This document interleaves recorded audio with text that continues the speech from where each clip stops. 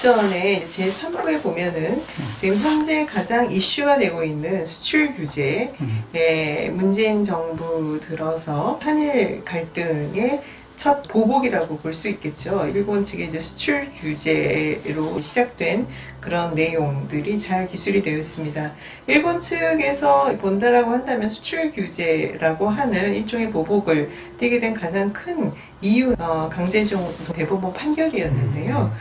이 부분에 대해서 박사님께서 어떻게 생각하시고 이 양측의 입장이 어떻게 다른지, 인식의 차는 어떤지에 대해서 좀 말씀해 주셨으면 감사하겠습니다. 제가 2019년도 일본에서 생활할 때 6월쯤에 한일 언론인 심포지엄이 있었어요. 거기에 제가 토론자로 참석했었는데 그때 이미 한일 언론인들이나 한일 학자들 사이에서 참 심각하다 그런 이제 얘기들이 많이 오갔었어요. 그 6월 8일인가 그랬으니까 7월 2일 날 수출 규제 있었으니 한 달도 채 안 돼 수출 규제 있었잖아요. 그 당시 분위기로 봤을 때 이게 뭔가 있겠다 하는 생각은 들었었어요. 그래서 수출 규제가 결국은 나왔는데 수출 규제를 하고 나서 처음에는 강제징용에 대한 한국 정부가 아무런 반응을 보이지 않고 어떤 대응을 하지 않으니까 신뢰관계가 무너졌다.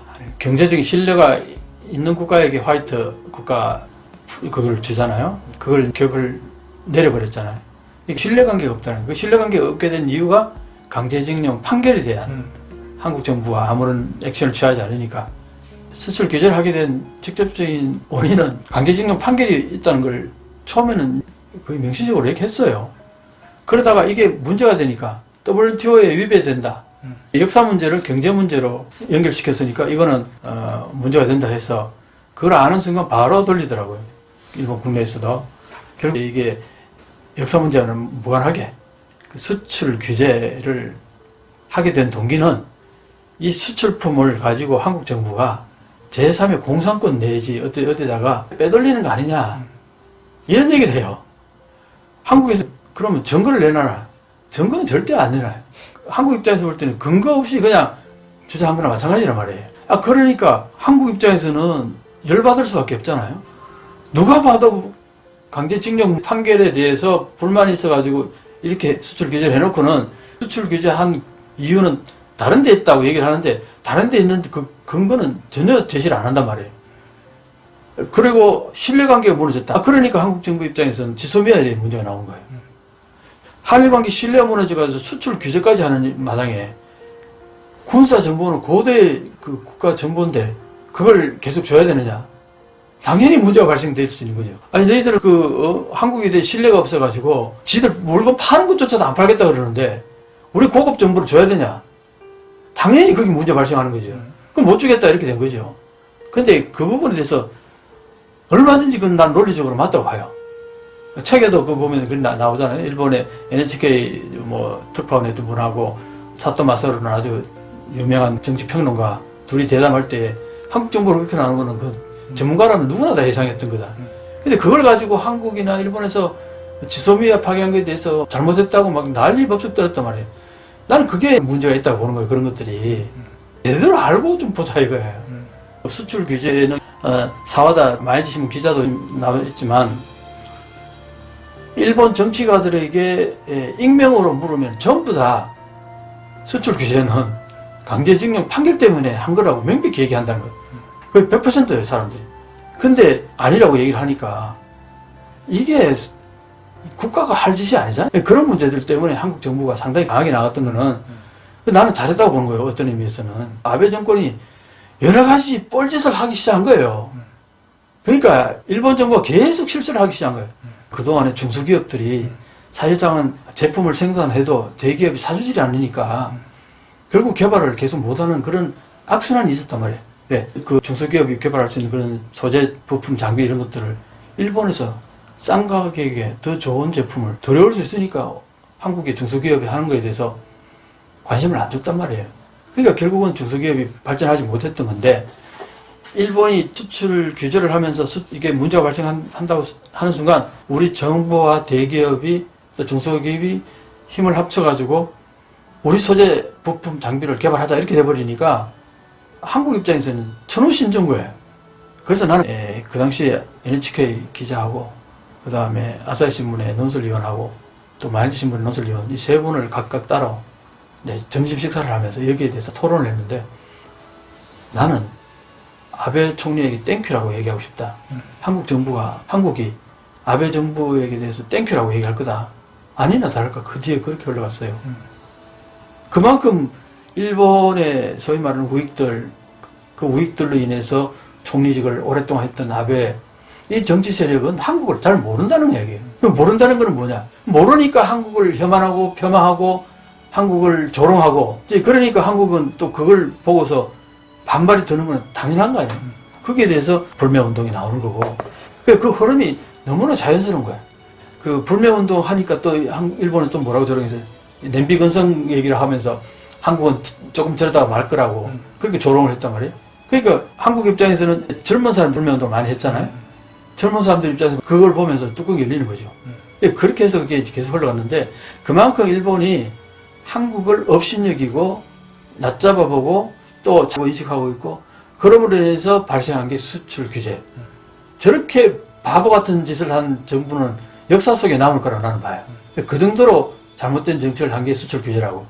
거기에 대해서 한국 정부가 그나마 이렇게 했던 것은 나는 뭐 한국 정부를 뭐 지지한다 이런 차원이 아니라 여기에 대해서 한국 정부가 했던 부분에 대해서는 나는 긍정적으로 평가한다.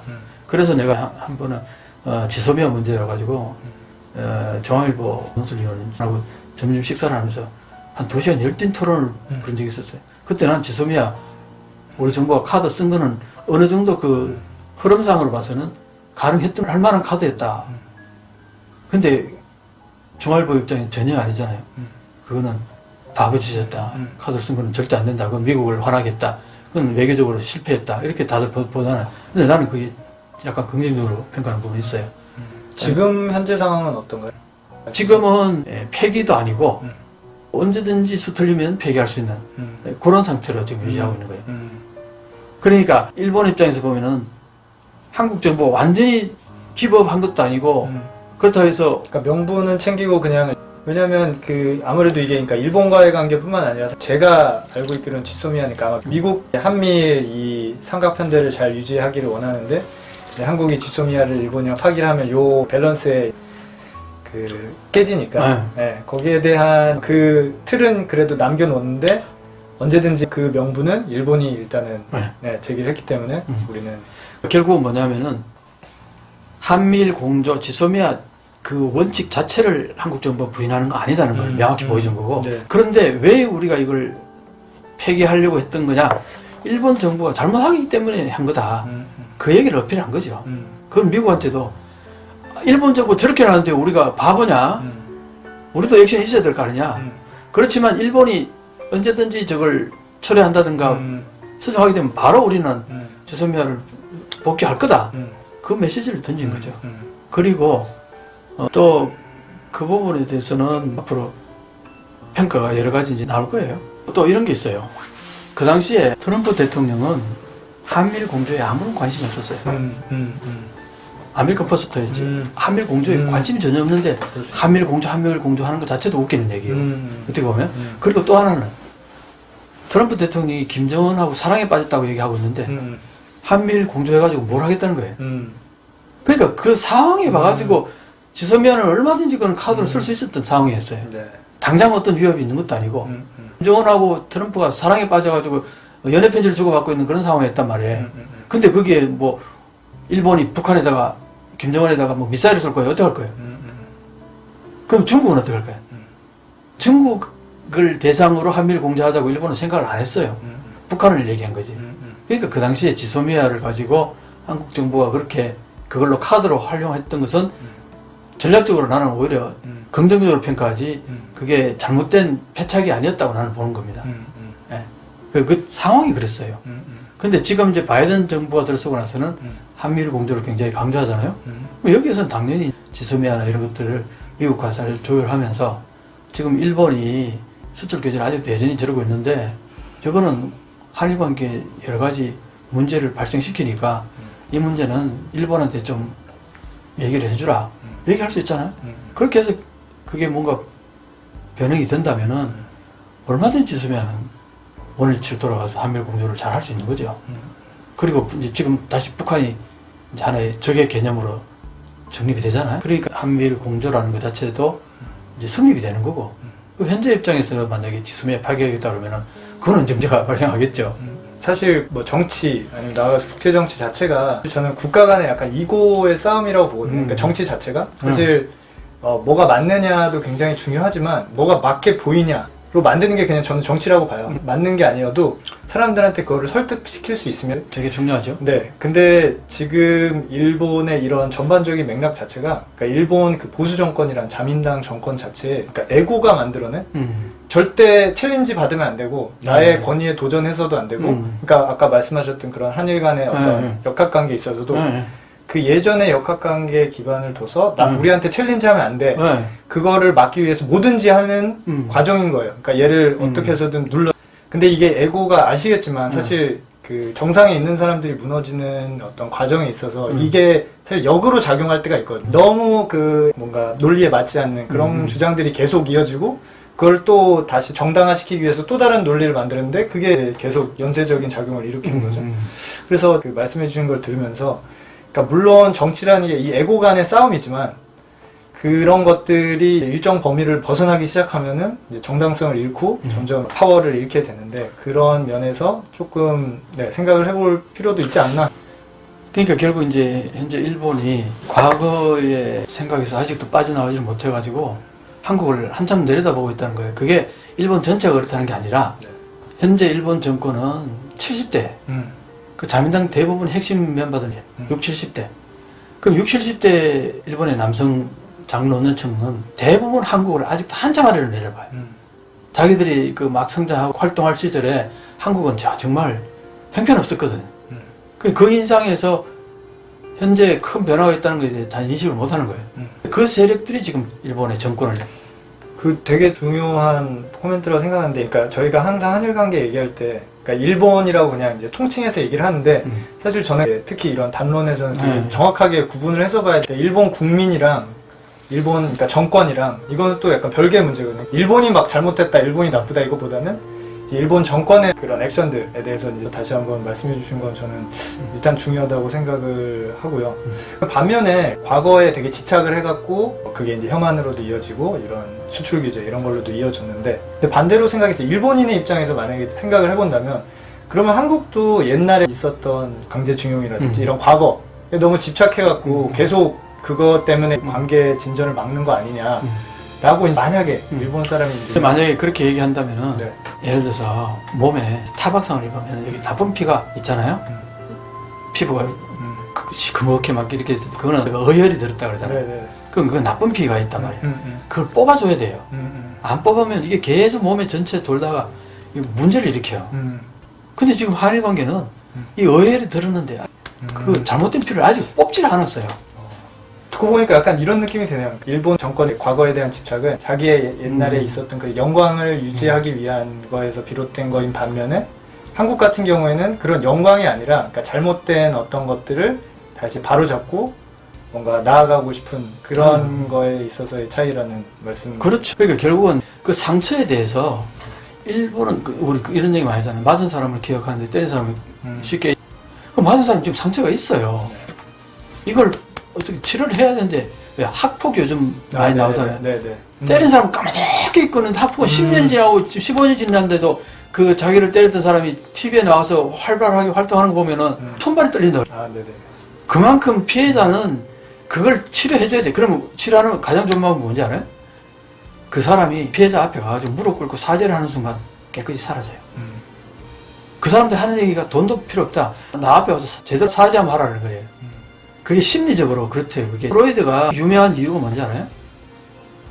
아픈데 보통은 수술을 하고 약을 처방하고 그렇게 해서 나서잖아요. 프로이드는 그렇게 나서는 게 아니라 지금 현재 병의 원인을 찾아가는 거예요. 어떤 트라우마, 정신적인 트라우마로 인해서 이 몸에 고장이 온 거라. 그거는 그 정신적인 트라우마를 딱 고쳐주는 순간 몸이 계속 상나고 그래요. 일본 원래 국민성 자체가 굉장히 사과를 잘하는 그런 민족성을 갖고 있다고 말하잖아요. 그리고 사실 용서라는 게 마음에서 우러나야 되는 거잖아요. 예전에 가끔씩 이제 스캔들 같은 거 났을 때 사과문 적을 때도 조건을 달면 안 된다고 하거든요. 내가 뭐 잘못한 게 있지만은 당신이 이렇게 했기 때문에 이런 식으로 하면 이제 그거는 진정한 사과가 아니다. 잘못된 사과문에 예 이러면서 이제 보여줬었는데 그 한일 관계에 있어서도 그런 점들이 조금 안타까우면서도 생각해봐야 될 게 사과라는 건 사실 그 피해자 측이 만족할 때까지 계속 해줘야 정말로 미안한 마음이 있다고 생각을 하거든요. 보통 그래서 피해자가 그만해도 된다고 할 때까지 해야 된다는 거예요. 네, 그래서 맞아요. 나오는 거라고. 네. 근데 일단은 그런 목소리들이 적은 것 같아요. 물론 뭐 일부 그렇게 생각하시는 분들도 계시겠지만 왜 자꾸 사과를 하라고 요구하냐 이제 그만 이 정도 했으면 됐지 않았냐 라고 한다는 것 자체가 깊은 마음속에 있어서라기보다는 그런 어떤 국제 정세라든지 아니면 뭐 여론이라든지 이런 것 때문에 약간 할 수밖에 없는 그런 상황에 처했기 때문에 어쩔 수 없이 하는 듯한 이제 느낌이 들었다는 점. 근데 또 반면에 기자회견이나 일본에서 뭔가 회사나 그 어떤 무리를 일으켰을 경우에 거기에 대해서는 굉장히 정중하게 이제 90도 인사하면서 사과하는 모습을 많이 보이는데 그때 사과의 개념과 지금 여기에 사과의 개념이 조금 이제 괴리가 크다. 물론 국가의 국가간은 좀 더 복잡할 수는 있겠죠. 그렇지만 그런 맥락에서 생각해 봤을 때는 조금 네 그런 괴리가 확실히 있는 것 같아요. 방금 사과를 계속 했는데 왜 자꾸 사과를 그러냐? 그걸 이제 아베가 얘기하잖아요. 아베는 사과한 적 없어요. 누가 얘기했나? 고노, 무라야마, 그 다음에 호보치, 간 나오토 이런 분들이 사과했지 본인은 사과한 적 없어요. 그러고 자꾸 사과하라 그런다고. 근데 이 사람들이 다 지금 아베를 비난한단 말이에요. 자기들이 사과해가지고 기껏 한일 관계를 조금 좋게 만들어 놨더니 다 그냥 말아먹었다. 뒤집어 엎었다. 역사 수준이라는 뭐예요? 본인들이 한 번도 사과한 적 없어요, 이 사람들은. 과거에 사과한 사람들 때문에 지금 한일 관계가 엉망이 됐다고 오히려 그러지. 그런 사람들이 사과를 했는데 자꾸 사과를 그러냐는 말 자체가 성립이 안 돼요. 그렇죠. 좋은 예가 독일인 것 같아요. 거기는 그냥 정말 영례 행사처럼 뭐 요구하지도 않지만 이스라엘이 그만해도 된다고 얘기했다고 그러잖아요. 그런데도 하잖아요. 그러니까 사과할 마음이 없으니까 그게 부담스러운 거예요. 자꾸 사과를 하는 게. 사과할 마음이 있는 사람은 하지 마라 그래도 한다고요. 이게 참 두 가지 측면이 있는 것 같아요. 하나는 총리, 그러니까 일본 국민이라가 정부를 대표하는 어떤 개인으로서 가지는 그런 감정이 있고, 그다음에 일본 국민을 대표해서 이러한 공감대가 형성이 됐는지, 그러니까 본인 개인이 그렇게 생각한다고 해서 그렇게 할 수는 없는 거잖아요. 근데 그런 측면에서 확실히 그 일본 이제 우익 세력이 얼마나 영향력이 있는지, 아니면 이제 우익의 목소리들을 이제 잘 뭐 따르거나 지지하는 세력들이 무시할 수 없다는 거를 느끼는 게, 그러니까 예를 들어서 아베 같은 경우에는 그런 게 일치하고 있는 것 같아요. 본인의 개인의 생각, 그러니까 불로 사과할 필요 없다. 당연히 이제 우익 세력과는 그런 것들이 이제 일치를 하는데, 예를 들어 하토야마 전 총리 같은 경우에는 그때는 개인 신분이었던 걸로 알지만 무릎 꿇고, 그렇죠. 그러니까 일본인이라고 해서 다 그런 태도를 보이는 건 아니고, 그러니까 한국한테 진심으로 사과하려는 정치인도 있지만, 확실히 그 뭔가 주류 세력이라고 했나, 정치를 이끌고 있는 후원 세력. 의 반대가 너무 심하기 때문에 만약에 본인이 한국한테 엄청 진정으로 사과하고 싶어도 하기가 진짜 굉장히 어려울 것 같다는 생각이 들었어요. 그래서 보수 우익 세력들이 있는 한 이런 것들이 해결이 굉장히 어렵겠고, 그런 것들이 해결이 되려면 결국엔 이제 현실적인 힘, 그러니까 이제 뭐 경제력이 됐건 중국 같은 예같이 그런 것들이 정도 진행이 돼야 되는데 뭐 참 그런 것들이 앞으로 해나가야겠지만. 그러니까 이제 나는 한 10년 갈 거라고 얘기를 썼는데 책에. 네.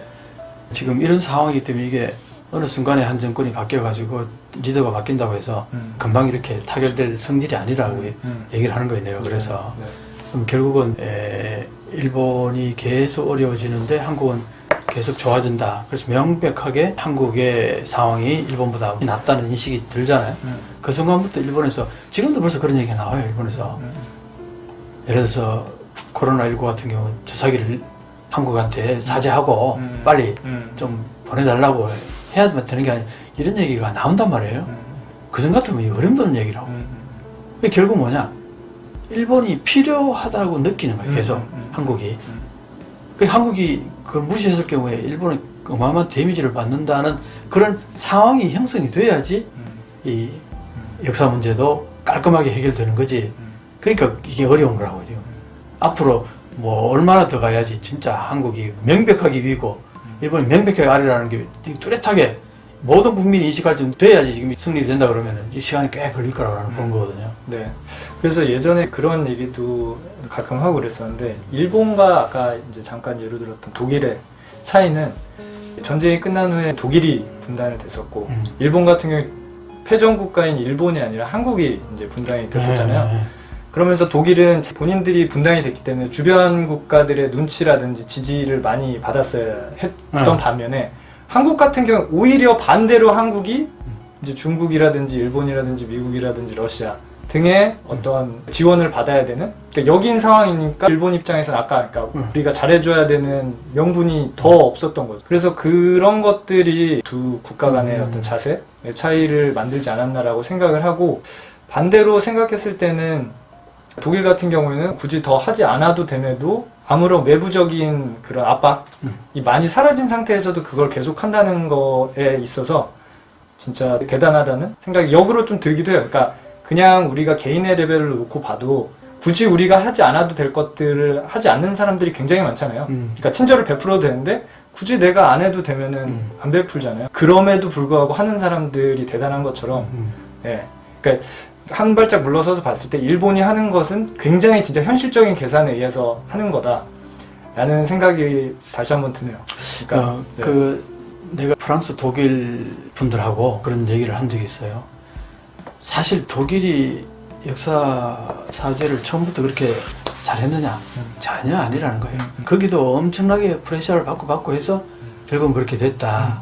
그런 얘기를 하더라고. 그건 뭐 당연히 그렇죠. 자, 그런데 독일하고 일본하고 차이점이 방금 아주 핵심적인 부분을 좀 짚어줬는데, 독일은 아까 얘기했듯이 독일 자체가 분단됐잖아요. 그리고 바로 인접해 있는 국가가 9개인가 그렇게는 돼요.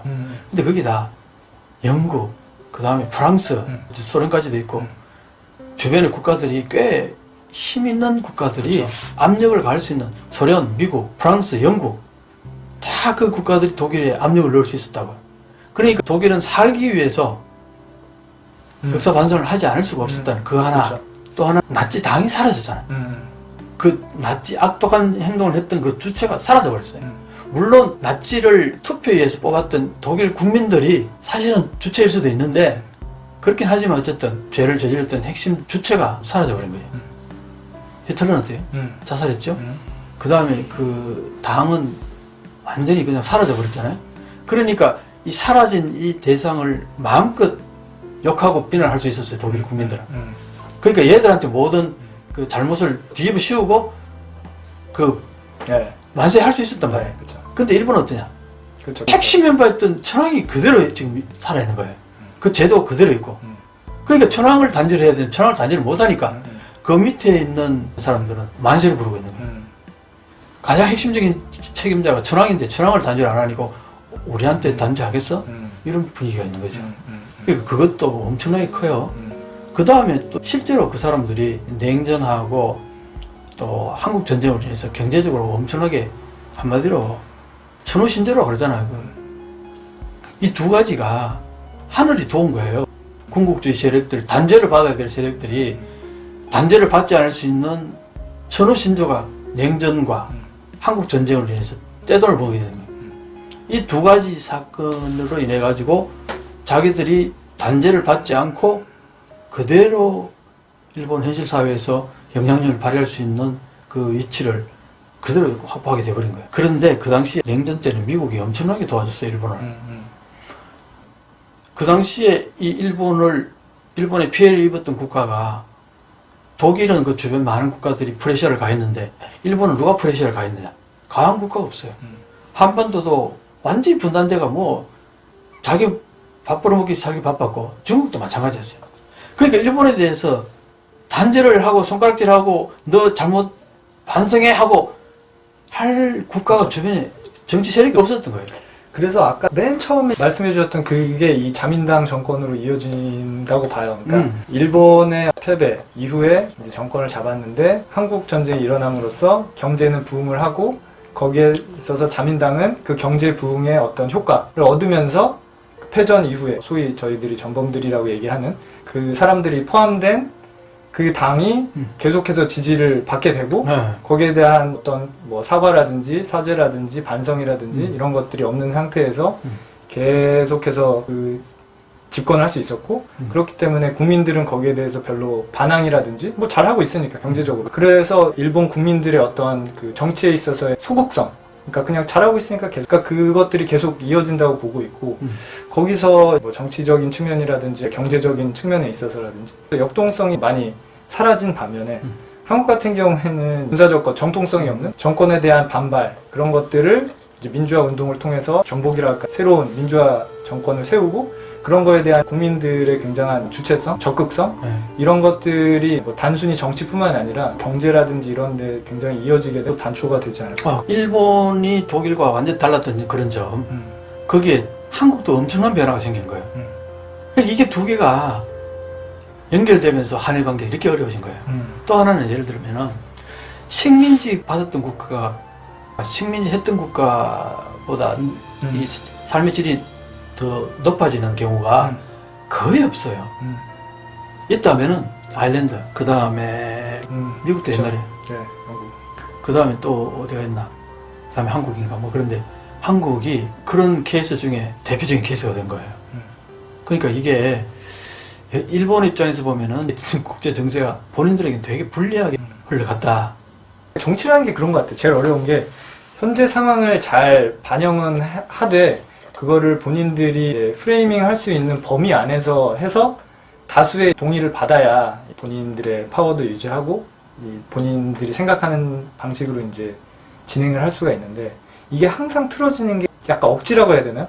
이제 상황에서 너무 괴리된 그쵸. 것들이 계속 이어지면은 항상 그때 전복을 시키려고 하고 그러니까 예를 들어서 마찬가지로 뭐 그게 뭐 싱가포르이 됐든 뭐 어디가 됐건 사람들이 잘 살고 뭐 탄압하지 않고 인권 뭐 유린하지 않고 하면은 어떻게 보면 뭐 민주화에 대한 요구가 그렇게 높지 않을 수도 있어요. 근데 언제부터 시작되냐면 그런 그 괴리, 그러니까 상황과 뭔가 이 사람이 하려고 하는 거에 대한 이제 괴리가 굉장히 심해질 때 사람들이 불만을 갖고 이게 정세가 뒤집히는 그런 상황이 오는데 일본 같은 경우에는 이제 그런 것들, 그러니까 지금 현재 바뀌고 있는 상황을 냉철하게 조금 더 보고 본인들이 고쳐야 될 부분들은 고치고 나가야 되는데 그런 것들을 안 고치고 계속해서 하면 그러니까 부러진다고 하죠. 그러니까 이게 유연하게 하면은 이렇게 했다 다시 돌아올 수도 있는데 너무 강건하게 있으면 이게 이제 부러져 버리니까 그런 거에 대한 생각을 한번 해볼 필요는 있겠네요. 그래서 지금 현재 자민당이 부러질 수도 있지 않을까. 방금 얘기했듯이 현실과 너무 괴리된 정책들을 계속 어거지로 밀고 나가는 부분이 있단 말이에요. 거기다가 올림픽이라는 것과 코로나 이런 게 전혀 상치되는 걸 이 두 개를 동시에 따눠버리니까 그렇죠. 거기서 이제 이게 너무 과부하 걸리는 거예요. 그 일본이 지금 삼재가 끼었다고 할 정도로 모든 게 지금 안 좋은 상황으로 이게 한꺼번에 와버렸다. 거기다가 한국마저 적으로 만들어버리고 아베가 그렇게 수출 규제를 함으로 인해 가지고 한국에 불매운동이 일어나서 지방 관광지가 초토화되어버렸다. 뭐 스시마는 완전히 그냥 가버렸고 후쿠오카 뭐 이런 쪽으로는 막 완전히 그 지방 여행지는 한국이 거의 다 먹이 살리고 있었는데 지금 다 그냥 100년 된 요관이 그냥 폐업하고 뭐 그런 속출하고 있잖아요. 경제에 엄청난 데미지를 입혔잖아요. 그 다음에 또 하나는 코로나19에 대해서 한국이 도와줄 수 있는 길을 완전히 차단시켜버린 거예요. 우리 진단키트 같은 거 초기에 전 세계로 수출을 그렇게 많이 했는데 일본은 진단키트를 한국에 수입을 못했어요. 자존심 상해가지고 그렇게 심각한 문제가 있음에도 불구하고 바로 옆 나라에서 도움을 조금만 요청하면 얼마든지 할 수 있는 걸 스스로 못한 거예요. 그래서 코로나가 어마어마하게 문제가 발생했잖아요. 아마 우리 중소기업들이 자력이랄까 그렇게 해버리게 만든 것도 하나의 뭐 큰 요인이 되겠죠. 그렇게 해서 아베가 수출 규제를 그 뻘짓을 함으로 인해 가지고 한일 관계에 어마어마한 데미지도 입혔을 뿐만 아니라 일본에 대해서 어마어마한 자해행, 소위 말하는 자책골을 해요. 10골을 자책골 넣어버린 거나 마찬가지 되어버린 거예요. 이렇게 바보짓을 하게 된 동기가 아까 말했듯이 인식에 대한 괴리. 60, 70대의 사람들이 한국의 그 빠른 변화 속도를 캐치를 제대로 못하고 전혀 엉뚱한 판단하에서 엉뚱한 행동을 내린 거예요. 그게 완전히 방금 얘기했듯이 그게 무리에 무리를 거듭하다 보니까 그게 와르르 무너지는 부러지는 상황이 올 수도 있다는 거예요. 이제 앞으로. 그래서 저도 그러니까 역으로 든 생각이 한국 외교라든지 국제 정치를 할 때도 약간 반면교사를 삼아서 그런 것들은 굉장히 좀 조심해야 될 것 같아요. 그러니까 예를 들어 이런 반일 감정, 그러니까 뭐 저희가 그래도 제일 나라 중에서는 일본의 반감이 조금 국민적으로 심한 편이니까, 그러니까 이런 것들이 좀 냉철한 판단을 자꾸 이렇게 못하게 만드는, 그러니까 눈을 가리는 상황이 오지 않도록 저희도 사실 항상 깨어 있고 조심할 필요는 있겠다는 생각이 역으로 드네요. 그러니까 놀라운 게요. 내 책을 읽고 서평을 쓰고 이렇게 올린 사람들 중에 그런 얘기를 하는 사람 참 많아요. 우리도 자만하지 말자. 네네네. 일본이 저렇게 하지만 우리도 지금 일본을 앞서는 부분이 있긴 하지만 여전히 그래도 네네. 우리가 아직 자만할 때가 아니다. 그런 걸 쓰는 사람들이 상당히 많아요. 네네. 그래서 나는 한국이 확실하게 한일 역전을 할 거라고 보는 거예요. 그만큼 한국은 상당히 냉정하게 냉철하게 이성에 근거해가지고 행동한다는 거. 일본에 비해서. 근데 그거는 왜 그러냐면은 한국은 민주화되어 있다 보니까 그런 시민 한 사람 한 사람이 현재 정권에 영향을 미쳐요. 정책 결정에 나름대로 영향을 미쳐요. 근데 일본은 어떠냐? 지금 일본의 젊은 세대들이 한국에 대해서 얼마나 좋게 생각해요. 그게 전혀 정책에 반영이 안 된다는 거예요. 그러니까 따라 놓는다는 거예요. 이게 민주주의 국가가 아니라는 거예요, 일본은. 거의 60, 70, 80대 노인네들 있잖아요. 그 사람들 혐한하고 한국을 폄하하고 그런 사람들의 의식 자체만 과도하게 반영되고 있다는 거예요. 과잉 대표성이라고 해요. 그러니까 방금 얘기했듯이 일본에도 사실 한국에 대해서 좋게 평가하고 한일 역사 문제에 대해서 위안부 문제 같은 거 자료 같은 거 전부 대부분 일본 사람들이 다. 그 다음에 뭐 강제징용 6월 발굴 이런 것도 다 일본의 스님들 깨있는 분들이 다. 그러니까 한국에 대해서 그렇게 좋게 활동하시는 분들이 굉장히 많아요. 그분들은 항상 야당 편이에요. 지금까지 자민당 편이 아니고 야당 쪽이에요. 야당이 힘을 발휘 못하니까 이 사람들의 인식 자체가 전혀 정책에 반영이 안 된다는 거예요. 그러니까 일본이 정치가 왜곡이 되어 있는 거예요. 이게 국민 한 사람 한 사람의 의견을 반영하는 제대로 된 민주주의 국가가 아니라 의사가 굉장히 왜곡되어 있는. 그래서 저게 문제가 발생한다는 거예요. 이제.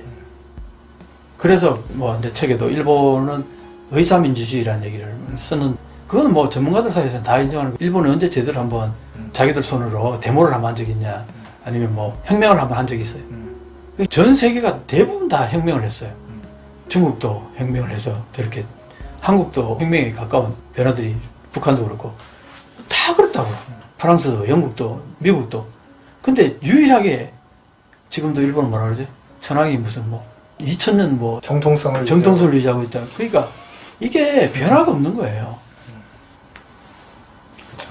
근데 뭐 메이지 유신 같이 또 그렇게 어떤 계기가 마련되면 변화가 있을지 모르지만. 맞아요. 저는 메이지신 그때 막 재밌게 볼 때 조낭 양이라고 그러는데, 결국에는 모든 걸 다 뒤엎으려고 했으면서 그 천황제 자체는 또 유지하는, 어떻게 보면 조금 약간 모순처럼 보이는 그런 상황들도 저는 당시에는 약간 아이러니하다고 느꼈거든요. 그러니까 뭔가를 바꾸려고 했는데, 그러니까 막부 체계를 바꾸고, 근데 그걸 또 천황이라는 정통성에 의존해서, 그리고 마찬가지로 전후에도 똑같이 이제 패전한 군사정권에 이제 사람들이 결국엔 또 천황이라는 정통성, 이거를 계속 이었다는 측면에서 그게 어떻게 보면 한계지 않았나. 한국은 조선왕조에 대한 실망, 그러니까 나라를 잃었다는 만국에 대한 실망, 이런 것들이 분출이 되면서 그런 것들을 싸그리 그냥 다 없애고 다시 군사정권도 또 무너뜨리고, 거기에 대한 어떤 경험, 자신감, 이런 것들이 계속해서 뒤에 뭐 촛불혁명이라든지 이런 데로 이어졌지만, 일본은 그런 완전히 다 제로 그라운드에서 시작하는 그런 경험을 해본 적도 없고 무서운 거죠. 왜냐면 한국도 굉장한 혼란이 뒤따랐잖아요. 그렇죠. 그럼에도 불구하고 그거를 극복해서 왔는데, 그런 경험이 없다는 게 앞으로도 조금 한계로 작용할 여지가 있지 않을까. 그래서 그래서 내가 유학할 때 선생님이나 학생들 사이에 패전 이후에 주변에서 많은 국가가 천황제 폐지하라고 그럴 때 했었어야 되는데 하는 얘기들이 꽤 있었어요. 그래서야지 일본이 완전 새로운 국가로 거듭날 수 있었는데, 그게 안 되는 게 참 한계다, 이런 얘기를 하는 걸 들은 적이 있는데, 그런 얘기죠. 파괴적 혁신, 이런 말도 있는데, 새로운 걸 만들려면. 그러니까 사실 우리가 97년 IMF가 어마어마한 그 불행한 가족들을 잉태했지만 국가 전체를 봤을 때는 전후신조였어요. 이게 내가 혹시 오해를 불러일으킬 만한 얘기일 수도 있는데, 그때 힘겹게 참 어려움에 빠졌던 분들에게는 정말 죄송한 말씀이지만, 그걸로 인해서 우리는 파괴를 해가지고 완전히 새로운 시스템을 확 그냥 한꺼번에 할 수 있었어요. 일본이 그게 안 되잖아. 도로를 하나 만들려 해도 그 허벌판에서 도로 쉽게 낼 수 있잖아. 근데 그게 집들이 많은 그거 다 변상해주고 하려면 도로 내는데 어마어마하게 힘들어요. 이 손에 쥐고 있었던 걸 버리고 새 거를 짚는다는 것 자체가 굉장한 용기를 필요로 한다고 그러니까. 생각을 하고 일본은 그걸 지금 못하고 있는 거예요. 한때는 일본 그런 안정성이 되게 좋았었던 적도 있었고 한국은 뭐 하려고 그러면 이제 데모도 하고 국회의사당에 싸움도 하고 그랬는데 저는 이런 것들이 장기적으로 봤을 때는 건강할 수 있다는 게 정이 있고 그거에 이제 대항하는 반이라는 그 세력이 있고 이것들이 서로 이제 싸우고 치열하게 뭐 논쟁을 벌이면서 이제 새로운 더 나은 거를 만들어낼 수 있는 단기적으로 보면 굉장히 소모적이고 그러니까. 비효율적인데 장기적으로는 더 나은 방향을 다 같이 찾아갈 수 있는 왜냐하면 이 정반합이란 구도가 없으면 애초에 정치에 인볼브 할 이유가 없어요. 내가 어차피 내 의사를 개진해도 받아들여지지 않으니까. 근데 한국은 그나마 한국도 당연히 개선해야 될 부분들이 많겠지만 그런 챌린지를 하는 거에 대한 의미를 사람들이 찾을 수 있다. 그래서 자기의 의견을 치열하게 개진을 하고 싸우고 막 뭐 뒤로 퇴보하는 것 같다가도 이게 또 다른 하나의 더 나은 뭔가 한 발짝 조금 더 진보할 수 있는 방향으로 가고 있다고 그렇게 저는 믿고 싶어요. 네, 그게 한국 정치 참여율도 굉장히 높인다고 생각하고 실제로 그렇다고 나는 생각해요. 네. 세계로부터도 그렇게 평가를 받고 있는 것 같고 네네.